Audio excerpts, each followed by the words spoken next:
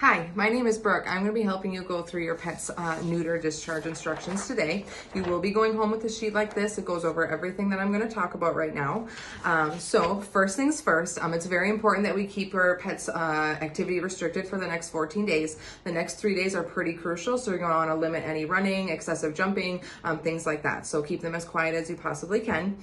We are sending you home with an e-collar to prevent them from any licking or chewing at that incision site. So you want to make sure that you keep that on as best as you can for the next 14 days as well, especially if they're unsupervised. Your pet's incision site does not have any sutures that need to be removed, but we do ask that you look at that incision site daily for any redness, swelling, discharge, anything like that. If you do notice that, please give us a call right away so we can get you in to get that peeked at. And then food and water wise, they can have their normal food and water.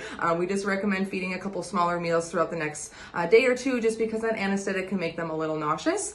So feed about half to a third of what you usually feed them. If they do well tonight, they typically do well going forward. But again, we do recommend feeding some smaller meals for the next day or so. Water, again, they can just have their normal water. Just obviously if they're over excessively drinking, just kind of monitor that a little bit as well, because again, the anesthetic makes them a little nauseous. And then it will be completely normal for them not to defecate for the next day or so. We did fast them prior to surgery, and then again, the anesthetic kind of slows things down, so it will be completely normal for them not to have a bowel movement for the next day or so. And then if your pet received a local block today, that will give them some pain control for the next 3 days or so. And then if you have a canine, we will be going home with some sort of oral medication, whether liquid or a chewable. They did get a 24-hour dose before their surgery today, so their next dose will be due tomorrow morning at home. If you had a cat, they got their pain medication transdermally in between their shoulder blades. Again, that will give them a 3 or 4 days worth of pain control as well. So no medications for kitty cats at home. And then if your pet got a microchip today, that is placed in between the shoulder blades. The company we use is Home Again. So just make sure if you have a name change, number change, address change, anything like that, that you're going on that Home Again website and getting that stuff updated. And then another important piece, this will also be attached to your neuter instructions or discharge instructions.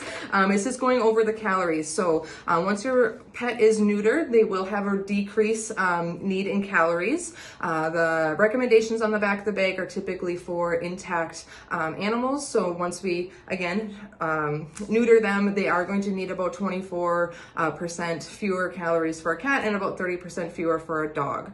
So just kind of keep that in mind, that if you're feeding a certain amount, we're going to want to reduce that, because otherwise they're going to gain some weight, and we don't want that to happen, because obese pets are not exactly healthy. So if you have any questions with that or need some guidance with feeding instructions, obviously we're here to help you.